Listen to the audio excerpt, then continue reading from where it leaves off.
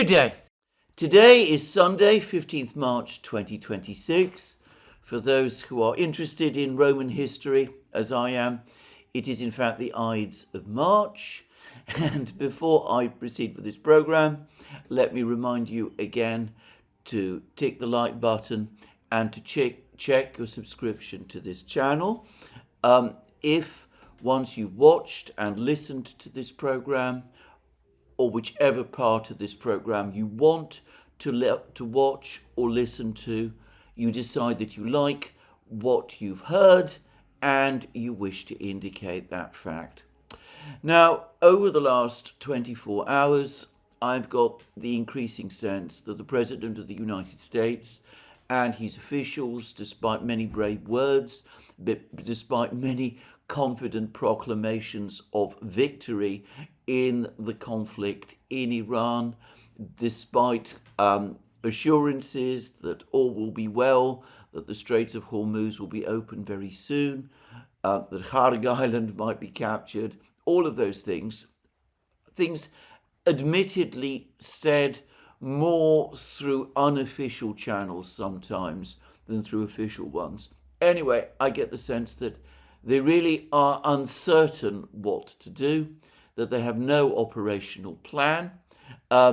US senators who have been in contact with the administration, admittedly, again, we are talking mostly about Democrat senators, are saying this, and that's absolutely my impression.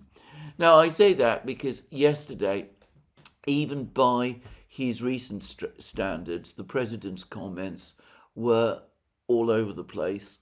He published a truly extraordinary social media comment, a comment on Truth Social, in which he said that Iran had been completely 100% defeated, that there had been a total victory by the United States.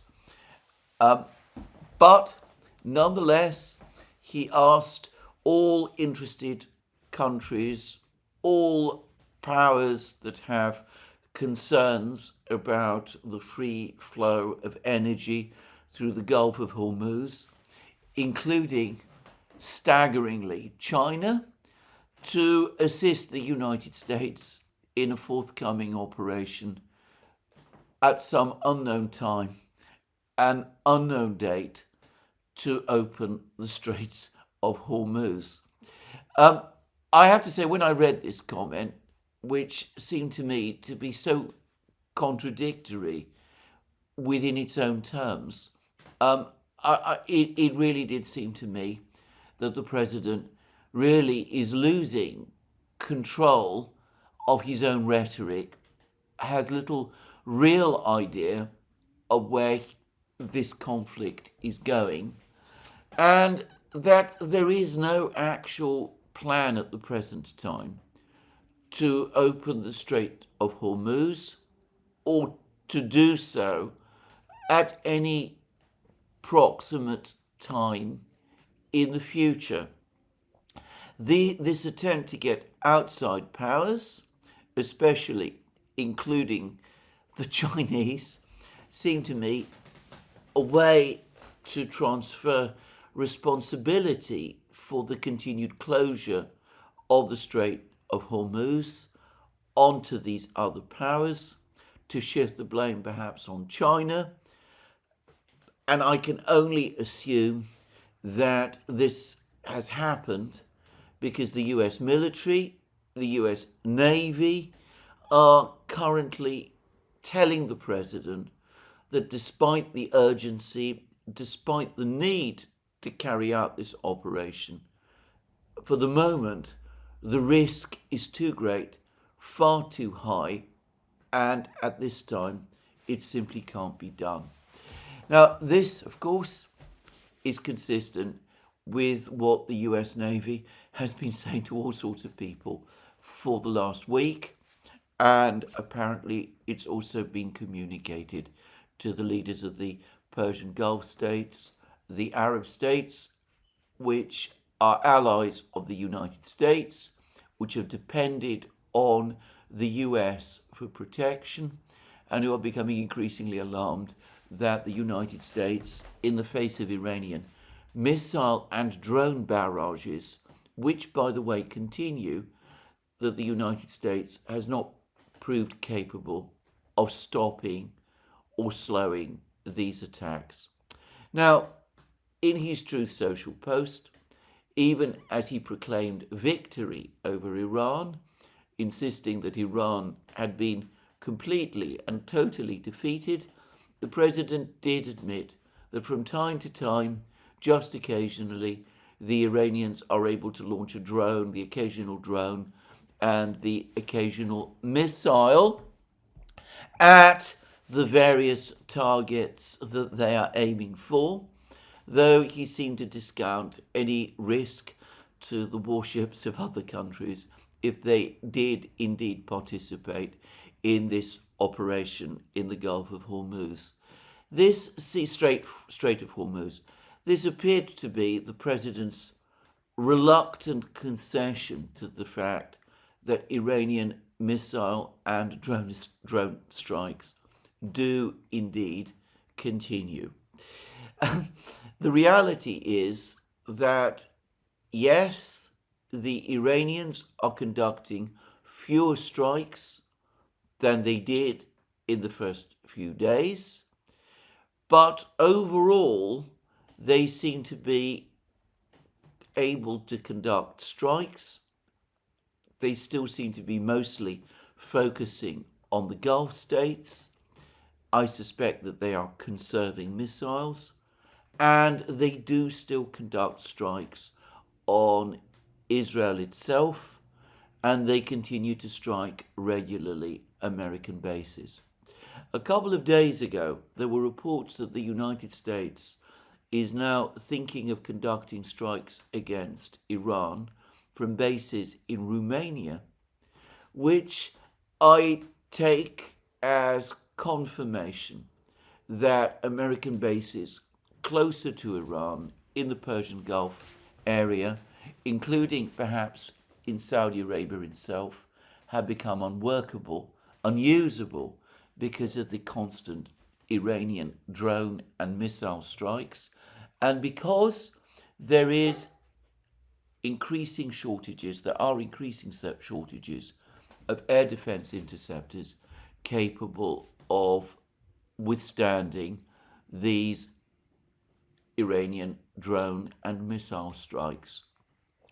And I read a report yesterday, I believe again it was in the American media, that said that Israel is now contacting the United States, and they are now saying, apparently for the first time, that they are indeed running short of air defense missile interceptors, and that this is becoming an escalating problem. If that is, of course, true, then that is going to increase the pressure on the president and on his officials, even as they continue to talk up this narrative of victory.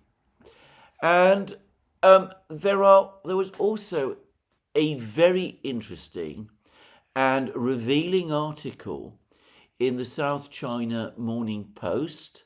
This is a newspaper that is published in Hong Kong. It obviously, therefore, publishes with some degree of license from the Chinese authorities, but I would say that overall and mostly it has been and continues to be a British operated newspaper. In other words, the people who run it are mostly drawn from Britain, and it's mainly published in English, though there is of course also now a Chinese edition.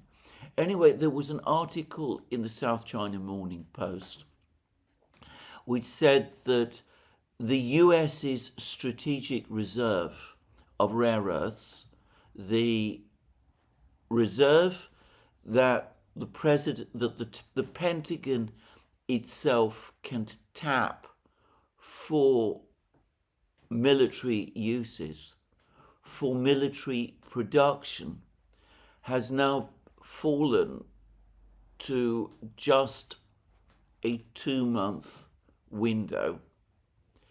Of course, in practice, it will last longer than that, because what will happen is that the United States, assuming that this report in the South China Morning Post is true, but in practice, the United States, if it is indeed short of rare earths to that degree, is going to eke out the reserve that it has by lowering production and by trying to source rare earth supplies from civilian industry and from around the world.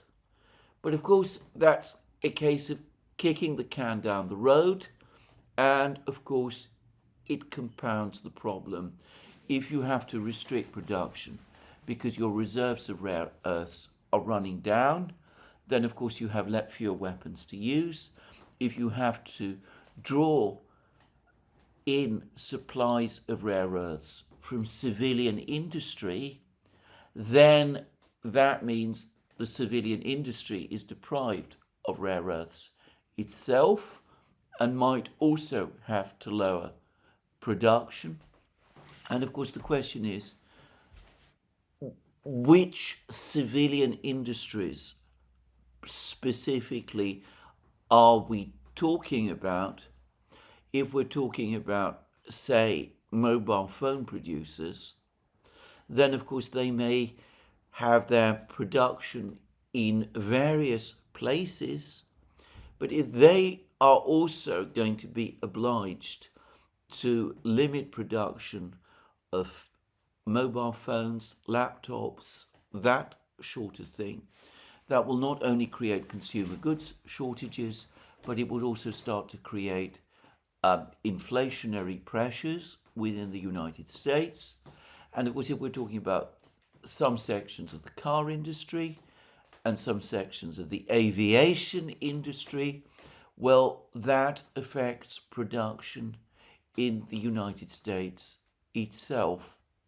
Now, the most interesting point about this article in the South China Morning Post is that though it doesn't actually say this, the fact that they are talking about an American reserve of rare earths of just 2 months strongly suggests to me that China is indeed taking steps to limit exports of rare earths over the course of this crisis. And, well, one might wonder how the Chinese know exactly the size of the American stockpile of rare earths. But then again, I get the sense that the Chinese have been able to keep track of this stockpile. They've been keeping very careful monitoring and tracking of rare earth exports for some time now, at least a year, and they may not have a completely accurate picture of the size of American stockpiles, but I suspect they do have a rough approximation of them. So all of this, of course, is cumulatively increasing the pressure.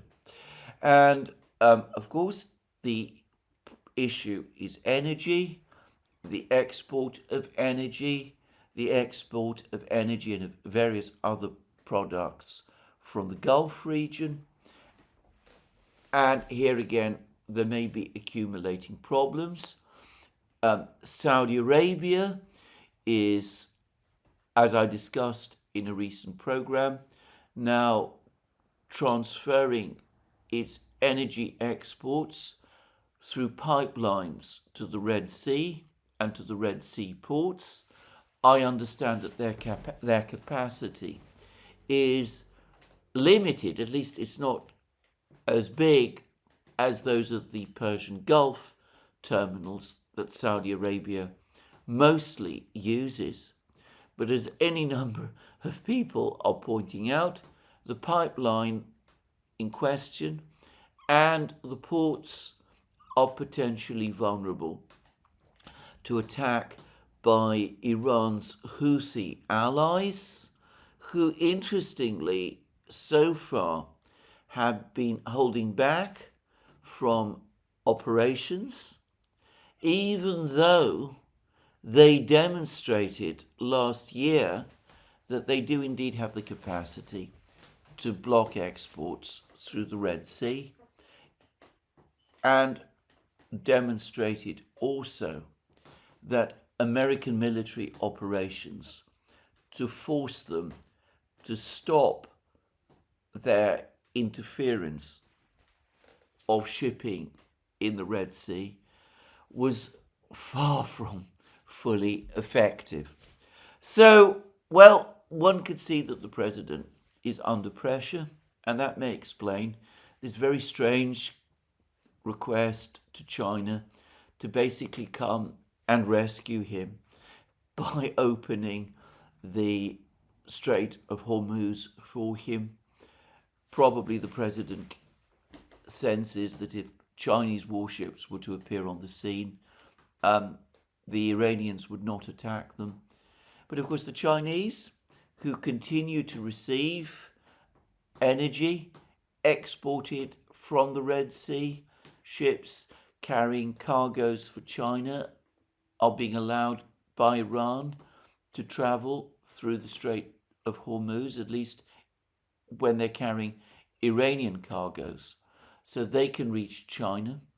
The Chinese might not be under as much pressure to come to Donald Trump's rescue, economic pressure, as the president imagines. I have to say that I think that this whole idea of the Chinese doing anything like that is completely fantastic. And I cannot imagine that the US military itself, involved in this very complex operation against Iran, would welcome the presence of Chinese warships and Chinese intelligence gathering ships close to the Persian Gulf in the way that the president seems to be inviting them. Anyway, there it is. This is what the president said. There's been much said by other officials, but overall and in its entirety, the calculus of the war remains the same. Iran has not experienced regime change. There is no sign of the government of Iran collapsing. The Strait of Hormuz remains closed, and the Iranians, despite the president's attempts to play down the fact, are still able to conduct strikes against American and Israeli targets, and indeed Gulf Arab targets across the Middle East. So we are in a situation of slow burning crisis, and the crisis, it seems to me, for the president and for his officials is getting worse. Now, before I move on, there are two things I do want to briefly touch on. Firstly, there is a report in TASS, the Russian news agency TASS, which finally represents the Russian denial against the assertions from the British Defence Secretary John Healey that the Russians were involved in the attack on Erbil, the base in Iraqi Kurdistan, where British troops were located. Well, the embassy said this. This is the Russian embassy in London. We cannot help but note another claim advanced by Mr. Healey, who stated yesterday that Russia had assisted Iran in striking the base at Erbil. John Healey's imagination has run away with him. Notably, senior American officials have themselves indicated that they are not aware of any information pointing in that direction. And then the embassy, this is the Russian embassy in London, goes on to say that Healy's statements about the Russian threat have domestic political motives to construct a political narrative. From that, inversion is a choice that places morality outside the bounds of political convenience, a tendency that has regrettably become something of a hallmark of British foreign and domestic discourse. And then the embassy, the Russian embassy in London, points out that British military aircraft operating close to Russian airspace routinely conduct intelligence gathering operations. The information is shared with Ukrainian forces. The use of Western long-range missiles against targets deep inside Russia requires detailed satellite reconnaissance, target designation, and the technical input of specialists capable of integrating that data into complex weapon systems. British personnel have been present in Ukraine to train, equip, and advise Ukrainian units, whilst assisting with elements of operational planning and command support. The question of how such activities fit within repeated assurances that the United Kingdom is not directly involved in the conflict remains, to put it mildly, unanswered. So that's what the Russian embassy in London said. And to follow up on that, yesterday the Russian Foreign Ministry called in the British and French ambassadors to the Foreign Ministry in Moscow and handed them a strong note of protest. I believe the diplomatic expression is a démarche, in which the Russians essentially blamed Britain and France for the recent missile strike on Bryansk, the missile strike involving Storm Shadow and Scalp missiles. In previous comments, the Russians had focused their criticism exclusively on Britain. Now they are essentially saying that France was also involved.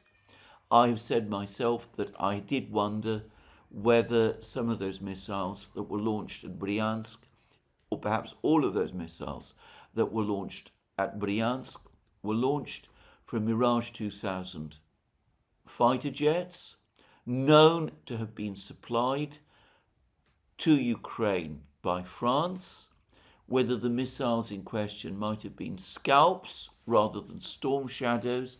They are essentially the same missile and I believe are externally identical. According to reports I've heard, the Ukrainians have essentially run out of Sukhoi 24 fighter jets, which historically have launched the Storm Shadows.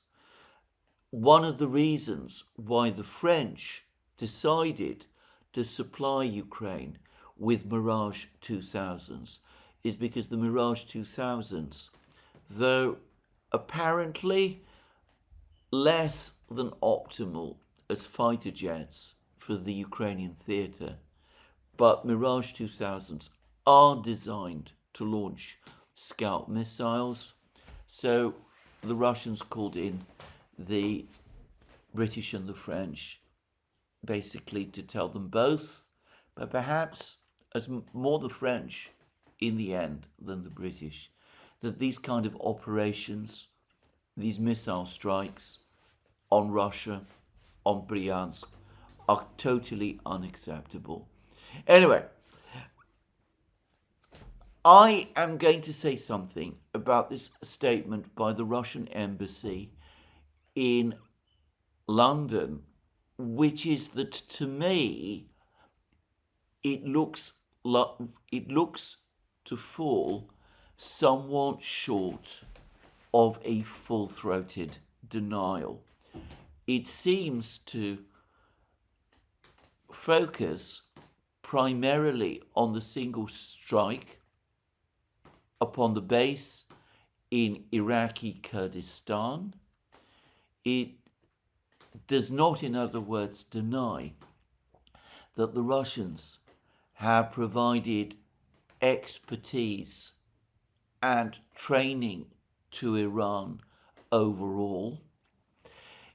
It relies on American denials, not so much Russian denials of Russian assistance to Iran. It seems to put rather too much weight on what the Americans are saying, which does seem strange given that this is a Russian statement.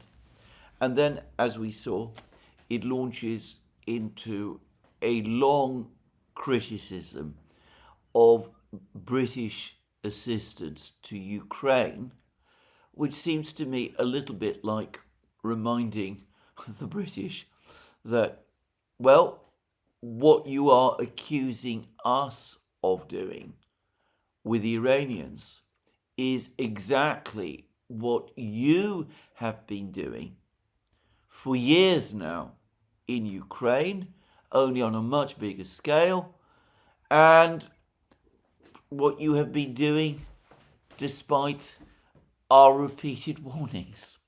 So I don't treat this denial as refuting the point I made in my program a couple of days ago, that it did seem to me at least plausible and, in my opinion, likely that the Russians have indeed provided a significant amount of advice and technical assistance and probably intelligence assistance to Iran, and that this may have played a role in what the Iranians have been able to do, which, well, perhaps goes beyond what the Iranians might have been able to achieve by themselves, relying exclusively on their own capabilities. Now, I would add here that I was provided with information some days ago that the Iranians do have comprehensive information about American and indeed Western personnel, the presence of American and Western personnel in the Gulf states, that there are very large numbers of Iranians there, some of whom undoubtedly gather intelligence for the Iranian government and who are able to pass on this information to the government in Tehran. So even without electronic and intelligence assistance from the Russians and from the Chinese, the Iranians would certainly have a significant amount of information about what the Americans and the British and others are doing in the Gulf states. But Iranian officials have spoken about their knowledge of the whereabouts of American warships in the Eastern Mediterranean and in the Arabian Sea, and by the way, the Red Sea also, where the Gerald Ford seems to be stuck, just saying.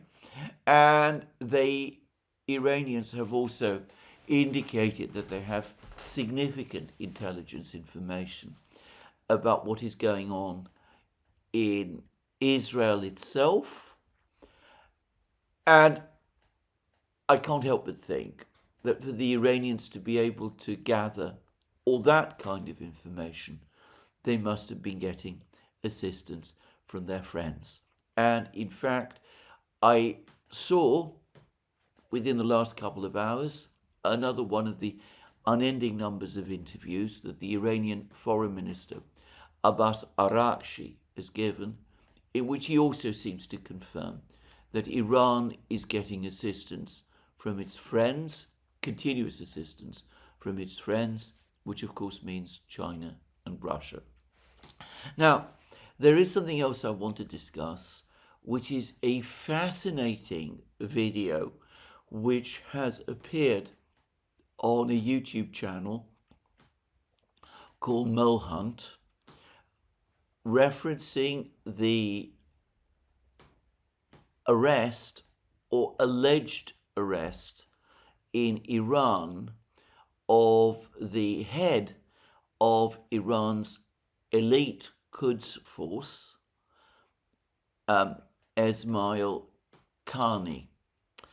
And I do remember seeing some reports appearing about a week ago, or it might have been longer than that, about 10 days ago, shortly after the start of the American military operation, the American-Israeli operation against Iran, which began on the 28th of February, which very briefly also mentioned that Carney had been arrested by the IRGC and that he was suspected by the Iranian authorities of leaking information to the Americans and to the Israelis. Now, it's important to say here that there has been no official confirmation of this from the authorities, from the government of Iran. Now, I watched this video on Mole Hunt, and it struck me that the people who made it, whoever they are, appear to be, or want to give the impression that they are, extremely well informed.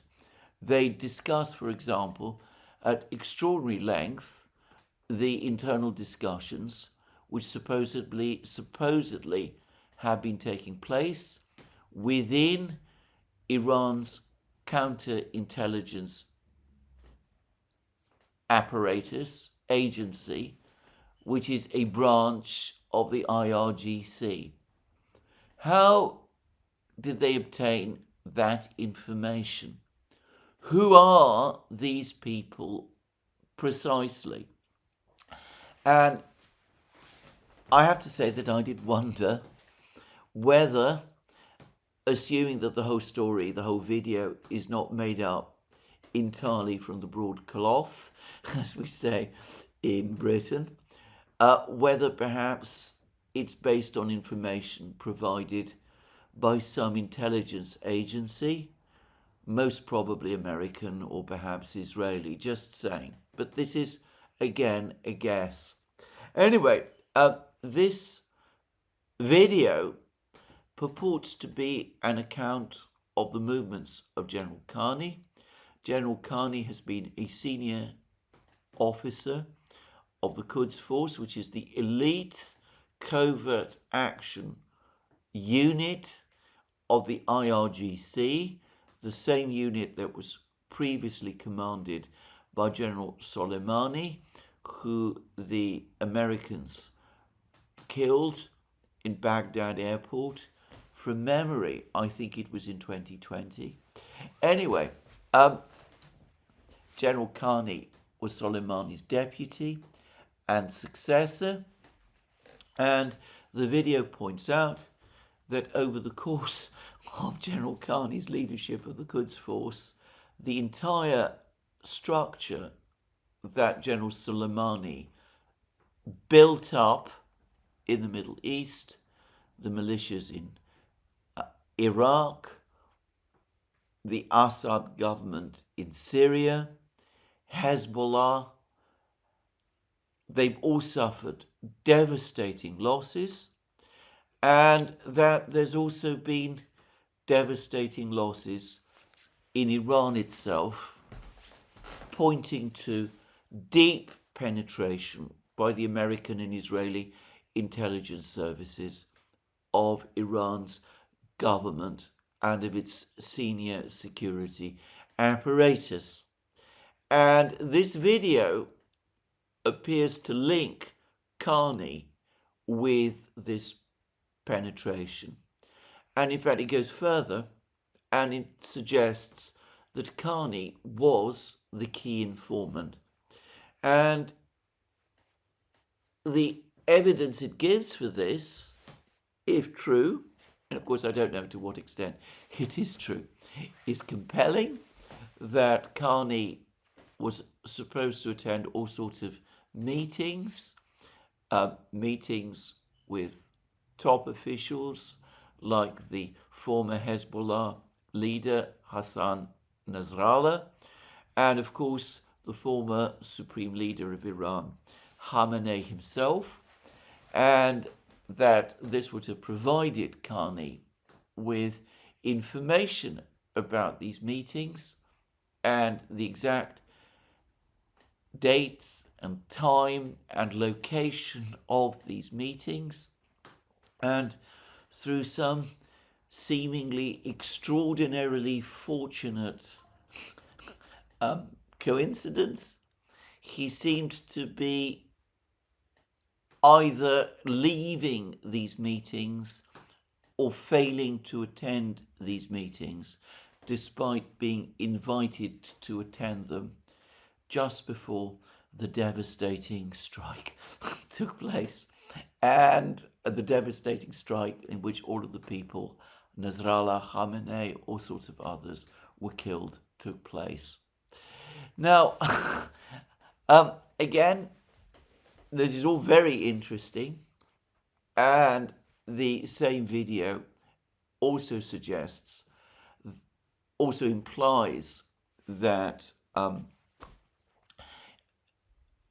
Kani might have been behind or played a role in engineering the assassination of Kani, the former head of Hamas, who was assassinated in a hotel room in Tehran on the very same day that the current Iranian president, Masoud Pezeshkian, was being inaugurated, and that he might even have played some role in the pager attack that the Israelis conducted, which devastated much of the senior leadership of Hezbollah in Lebanon.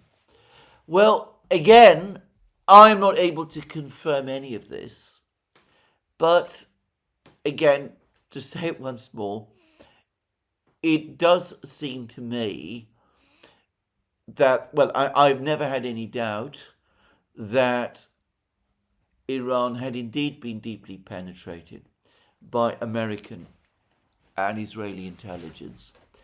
And if the informant was Kani, then it might explain two things. Firstly, why this penetration was so successful, because the head of Iran's covert action service would have been, of course, the best person possible to provide this information to the Americans and to the Israelis.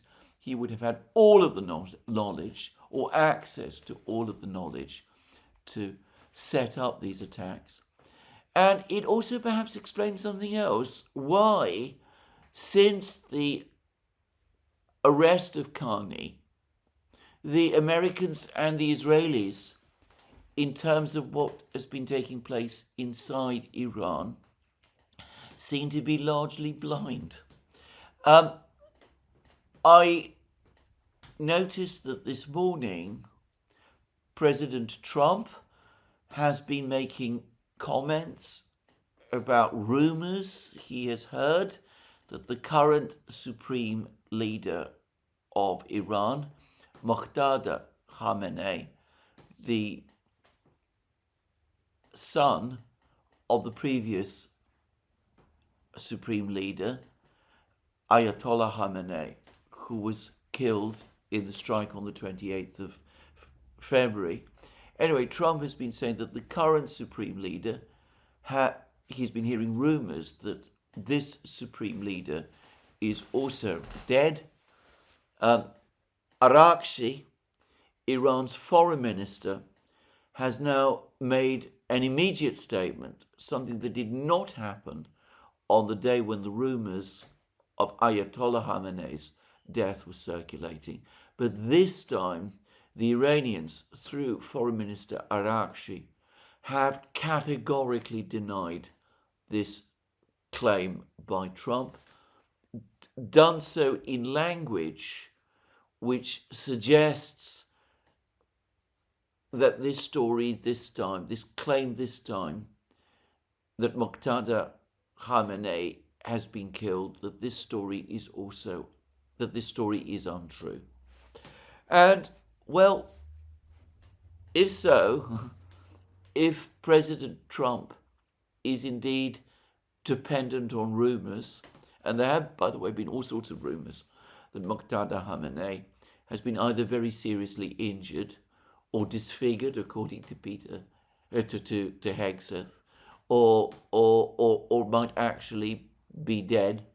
Anyway, if the President of the United States is indeed dependent on rumours, then that might also support the conclusion that the key informant that the Americans and the Israelis were relying upon inside Tehran is gone, and that might also have put them in a major disadvantage as they conduct their current offensive against Iran. Now, here I would say some further things. Assuming that Kani really was the spy that was briefing the Israelis and the Americans, then it is incredible that the Iranian authorities weren't able to put the pieces together and come to that conclusion long ago. It does seem, if this video by Mo Hunt is true, that he was there just before all of the relevant strikes took place, and that the trail clearly points back to him. It seems astonishing that in a country like Iran, people weren't putting the pieces together. Now, according to this video, some people in Iranian counterintelligence were starting to put the pieces together, but there was apparently, even at this level, serious reluctance to actually identify Kani, the head of the Quds force, as the likely informant and spy. Just saying. Now, I wonder whether the reason for that is, again, that Kani was reporting directly to the Supreme Leader, to Ayatollah Khamenei, and that Khamenei once again placed his personal opinion of people upon which he seems to have perhaps placed undue reliance above the evidence that was being put together by his own security and intelligence services. I have to say, if so, that is consistent with the picture of Khamenei that I have been forming for some time now. In that case, of course, the moment Khamenei was dead, Kani will have lost his major protector, which is why he was immediately arrested and, according to rumours, apparently executed as well. So that's one thought. The second thought I have is that I wonder whether, given the nature of the Iranian system, one of the factors that led to Kani being identified, being fingered, was again the involvement of outside parties. The Russians and the Chinese, they certainly would have had the resources to keep track of Kani. They might have had their suspicions about Kani for a very long time. We know for a fact that these two countries are there, involved in Iran itself, that they have their personnel there.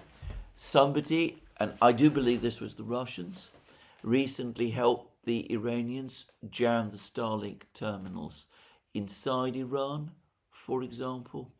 And it could be that whatever suspicions might have already been floating around inside Iran, in Tehran, that these hardened as a result of intelligence that was being provided to the Iranian authorities about Carney from Iran's friends. All very difficult to explain, all very mysterious. Things about the secret war always are mysterious. But, to repeat again, if Carney is gone, then that might explain why the Americans and the Israelis seem to have lost their ability to keep track of Iranian targets, which they have shown with such sureness up to now. And it would explain something else, because they might have assumed that an individual such as Carney, such a senior official working for them within the Iranian apparatus, might have been exactly the person to carry out some kind of regime change operation inside Iran. There have been all of these rumors in the Israeli and American media, from Seymour Hersh, for example, about American contacts with senior officials, senior military and intelligence officials inside Iran. I noticed that in his latest piece, Seymour Hersh specifically said that the Americans were in touch with some people within the IRGC itself. And of course, Kani was a very senior officer within the IRGC. Just so. So it may be that with Kani gone, the entire linchpin of whatever conspiracy, regime change conspiracy in Tehran, the Americans and the Israelis were hatching, which was supposed to be activated following Khamenei's death, that the reason that conspiracy fell apart was, as I said, because without Carney, it couldn't be seen through. Well, I ought to say, at this point, I ought to reveal the fact that I've been having a very long discussion, a very interesting discussion with the US Attorney Robert Barnes, and we've been bouncing ideas off each other about this. But I do want to make it very clear at this point that all of the speculations, all of the ideas, all the points I've made in this program ultimately come from me. Just to say, to put it all together one last time, if all of this is so, if the arrest of Carney has removed the linchpin of the regime change conspiracy, then we can see why regime change has not happened in Tehran, and that ultimately, or so it seems to me, likely dooms the whole enterprise. It means that regime change now is most unlikely to take place. Do not expect, by the way, any confirmation of the arrest and execution of Carney to come from the Iranians. I cannot imagine that the Iranian authorities, especially in the midst of this war, would want to reveal the fact that the head of the Quds force, the deputy and successor of General Soleimani, the friend and to all appearances loyal executor of the Supreme Leader's will, was all along an agent for the United States and for Mossad. I think the effect within Iran would be so shocking and demoralizing if such an admission were made that it makes perfect sense to me that the Iranians would want to hold it back. Anyway, that's where we are. This is the situation that I'm aware of in Iran in the conflict as of today. Perhaps I would just quickly say that through a third party, I've had some information about the extent of the damage that is being done in Tehran. This is from an Iranian informant. I've not spoken to this informant myself. I've spoken to this informant. I've been in touch with this informant through an extremely reliable third party, somebody who is very close to me, just to say. Anyway, this person is in contact with his family in Tehran. He confirms that most of the Israeli bombing has indeed been concentrated on northern Tehran, that the damage there has been extensive. Overall, most of Tehran, which is a huge city of 15 million people, has been unaffected, and everyday life goes on. And I believe this is true across most of Iran as well. To repeat, it is an enormous country with a big population, 93 million people. Bombing and missile strikes can do massive damage, but they can't encompass at any one time more than a fraction of the country that is being attacked. Anyway, that's what I'm going to say about this war today. The pressure, it seems to me, is now on the president and on his officials. There's been a fascinating article, a brilliant article, one in a long series of equally brilliant articles, by the way, by Kautilya, I forget the adjective that he gives to himself, Kautilya the conveyor or whatever he is, who for the first time, by the way, reveals himself to be a former diplomat. That has been obvious to me for some time. Anyway, he's done a brilliant article about the negotiations that have taken place in the past between the United States and Iran, extending all the way back to the first weeks of the establishment of the Islamic Republic. He makes the point that the Iranians consistently seek a negotiated solution to every crisis, and that their approach to negotiations with the United States has always been transactional, that they don't, in fact, generally seek an all-encompassing solution to their conflict with the United States, which they assume will remain adversarial. By the way, Kautilya the contemplator, just to say. Anyway, and he expects the same to be the case here.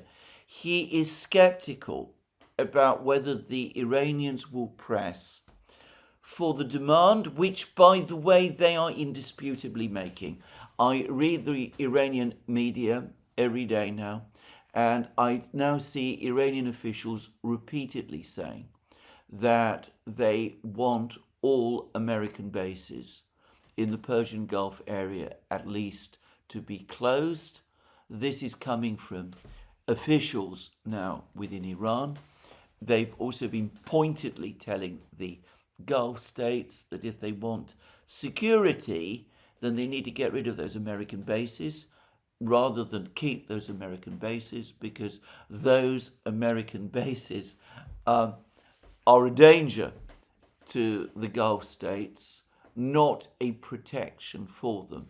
Anyway, Katilia the Contemplator doubts that the Iranians will stick to that position in negotiations with the United States that will eventually take place. And he believes that eventually negotiations will resume and that there will indeed be a negotiated resolution of this conflict, though with the balance of advantage having tilted heavily in Iran's favor, and with the Iranians almost certain to press that advantage strongly in future negotiations with the United States. I've learnt to take what this commentator says extremely seriously.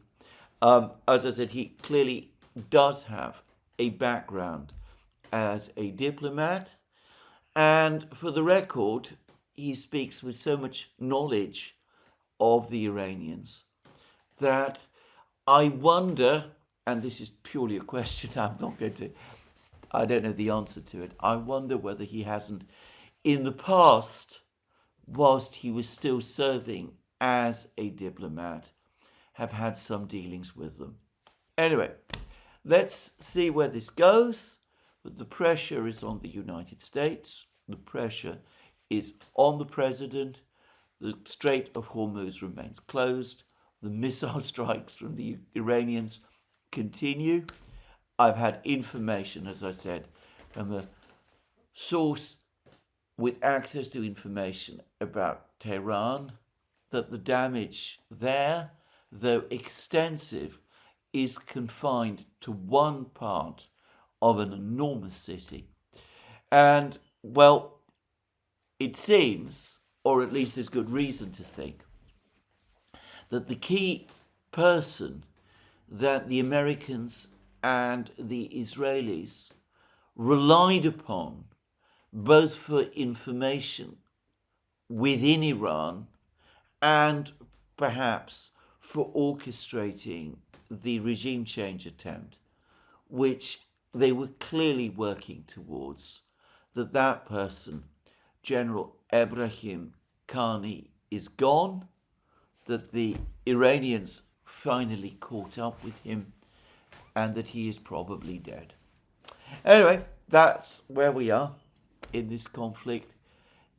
If Katilia the Contemplator is right, if that article in the South China Morning Post about the limited size of the US stockpile of rare earths is also correct, if another article, by the way, I saw in the American military media about the already rapid depletion of precision-guided weapons, apparently of all types, is true as well, it's likely, especially with the pressures in global energy markets, that we will be seeing some sort of return to negotiations in the next few weeks, though, as Katilia the Contemplator rightly says, with the Iranians in a position of decisive advantage, reversing the situation that existed a month ago when it was the Americans who seemed to be in a position of strength in the negotiations with the Iranians, and the Iranians, on the contrary, who were in a position of weakness. Anyway, let's now return to the situation in Ukraine. And the first thing to say is that we have had an article in the Financial Times which confirms what most of us had for some time suspected, that the peace talks, if that's the right word, The negotiations to bring the conflict in Ukraine to an end, which the Americans allegedly have been mediating, that those negotiations, those talks, have effectively been put on ice. They've been indefinitely suspended, or as the Financial Times put it, they have fizzled out. And the article in the Financial Times, its title is Ukraine Peace Talks Fizzle Out as Trump's Focus Shifts to Iran. US President no longer focused on pressuring Vladimir Putin, European officials say. The US-led peace process in Ukraine is fizzling out because Donald Trump is losing interest in the talks, and his war against Iran is easing pressure on Russia, officials say. The officials are clearly Europeans. The conflict in the Middle East has diverted Washington's attention from a peace deal, according to 4 EU diplomats involved in talks with Ukraine. At the same time, the diplomats said it was benefiting Russia through higher oil prices, a suspension of US sanctions, and the rapid depletion of American munitions Kiev needs. The negotiations between Ukrainian and Russian officials were really in the danger zone, said a senior European official. A pause has indeed appeared in the talks. The Americans have other priorities, and that's understandable. And those last words come from no less a person than Dmitry Peskov, who is Putin's spokesman. And we go on to read from another EU diplomat. The Middle East has severely reoriented political attention away from Ukraine. For us and for Ukraine, it's a disaster. That's the EU diplomat's word, disaster. It is not mine. And this no doubt explains why Prime Minister Bart de Wever of Belgium has now come out publicly and has said that since all attempts to strangle the Russian economy have now obviously failed, with oil prices rising, that idea has gone west. Anyway, with all attempts to strangle Russia economically having failed, and with the Europeans no longer able to arm Ukraine, the time has now obviously come to start negotiations with the Russians to see whether some deal over Ukraine can finally be reached. Robert Fico, the Prime Minister of Slovakia, who of course has been a strong critic of the EU policy all along, he admits the same thing. He says that the time has come for the Europeans to not just appoint a realistic chief negotiator, but to provide this person with a proper mandate, perhaps plenipotentiary powers, to negotiate seriously with the Russians. And in Britain, no less a person than Zach Polanski, the rising political star in British politics, the leader of the British Green Party, which recently won an important by-election in Manchester.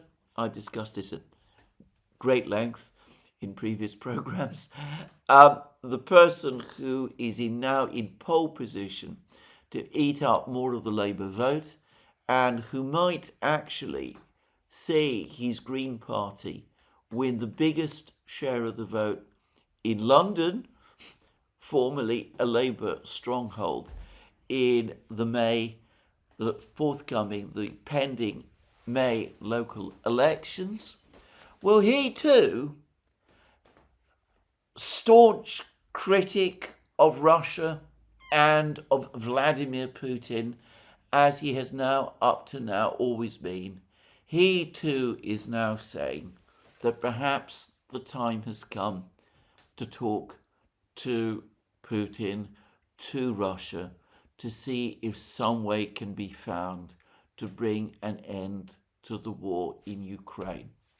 Now, all of these comments from people like Bart de Wever and Zach Polanski and others, to my mind, what they show is how critical for Ukraine the situation in the war has indeed become. After all, it is an EU diplomat who is telling the Financial Times that the situation is a disaster, that the Americans have lost interest in the negotiations, that there is no longer any ability to keep Ukraine supplied with munitions. Well, there it is. Sooner or later, we were going to come to this point. Again, it seems to me that the Europeans, having left it so long, having resisted every proposal, every suggestion, every idea for negotiating with the Russians over Ukraine, every idea going back to 2022, having sabotaged, played a central role in sabotaging the Istanbul Agreement of April 2022. Obviously, the biggest role in that affair was played by Boris Johnson, and by the way, by Joe Biden. But there is no doubt also that the French and the Germans played a significant role as well. Putin says that it was the French and the Germans who persuaded him to order the withdrawal of Russian troops from Kiev after the Istanbul Agreement was initialed. Anyway, that's Putin himself who said this. Having the Europeans, as I said, acted as spoilers in every single attempt to achieve a negotiated outcome, they see everything now finally collapsing all around them. They see Ukraine increasingly out of weapons. The ability to go on supplying Ukraine with weapons is going because the Americans are having to divert everything they produce to the Middle East.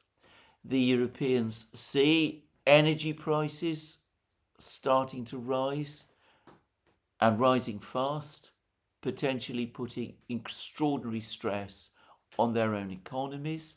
They see the Americans relaxing sanctions on Russian energy exports. They see the Russians receiving $3 billion a month from those energy exports, plugging the deficits in their budget. Though, again, to repeat, this has never been as massive a problem as people say. A point I've made many times is that if you look at the Russian budgets, the Russian budget deficit this year and last year, if you look at the deficit in the consolidated budget, which has been bigger than the deficit in the central government's budget, it is still significantly lower than that imposed by the Maastricht criteria in Europe. It is still below 4% of GDP.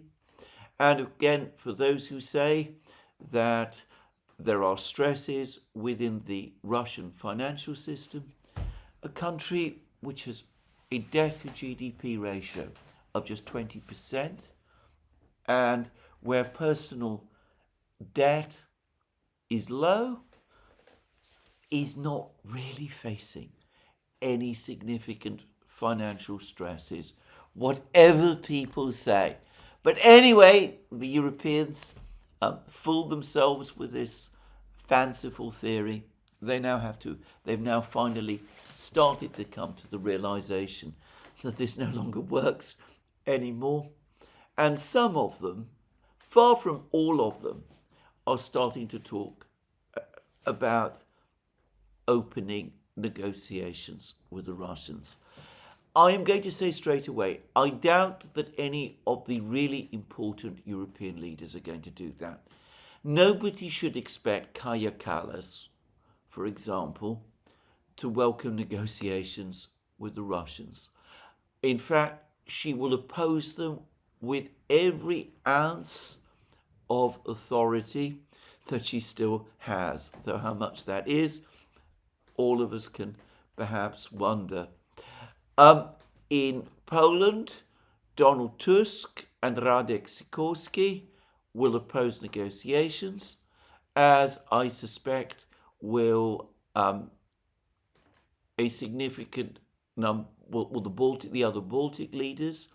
Of course, in Poland, Nawrocki, the president, is much more skeptical, but then he is not the person who is in immediate control of Polish foreign policy. The Scandinavians remain as hardline as ever. I can't imagine Mette Frederiksen in Denmark changing her policy of unyielding hostility to Russia. And of course, the key figures, Keir Starmer, in Germany, Friedrich Merz, and Ursula von der Leyen, they're unlikely to willingly shift their positions on this at all. But it is likely now that we are going to see increasing argument and dissension within Europe over this. Again, the key figure, the most important figure, is going to be Emmanuel Macron. He is somebody who always senses the direction of movement. He's probably now going to stop thinking so much, or perhaps he'll stop thinking so much, of being Napoleon, of sending the French army into harm's way into Ukraine.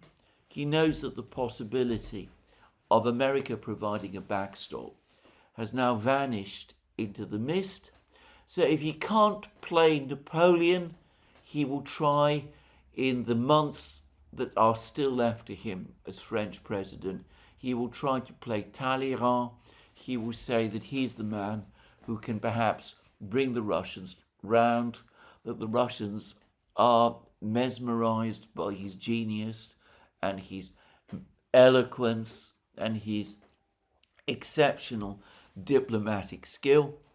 And he will probably be one of those people who is now going to start calling for negotiations. By the way, I ought to quickly add that the Russians have no time for Macron whatsoever. If there's anyone in Europe who thinks of appointing him Europe's chief negotiator to conduct negotiations with the Russians, then they are completely deluded. The Russians have developed a complete loathing for Macron. I suspect that some of them would probably even prefer Kallas, who is at least consistent, than Macron, who they don't trust at all. Anyway, that's my own view. But anyway, I suspect there will now be arguments and quarrels and dissension about this. And of course, Zelensky himself is already talking about betrayal. And he again said that Zelensky himself is now taken to complaining that Trump doesn't seem to think much of him, which is true.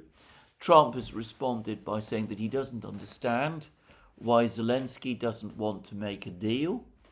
And the Russians, for their part, as far as I can see, well, they continue to say.